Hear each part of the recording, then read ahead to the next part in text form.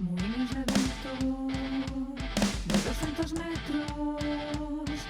É curioso como o ser humano, esta especie, fai de todo un veneno. Sí, da medicina fai veneno. E, por suposto, cos eólicos non iba a ser distinto.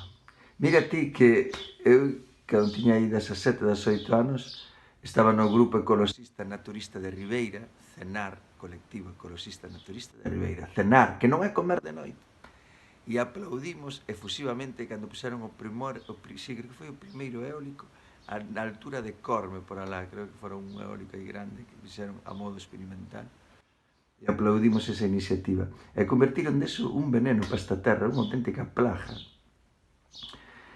E o mesmo fixeron co tabaco, unha das plantas máis medicinales que existe.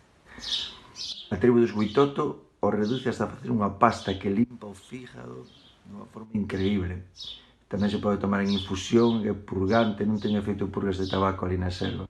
Ou a xipiba, ou coca, como lle chaman, a mama coca, unha das plantas máis medicinais que existe, fixeron veneno tamén da coca, o tabaco, dos eólicos, de todo, todo que tocamos convertímoslo en veneno.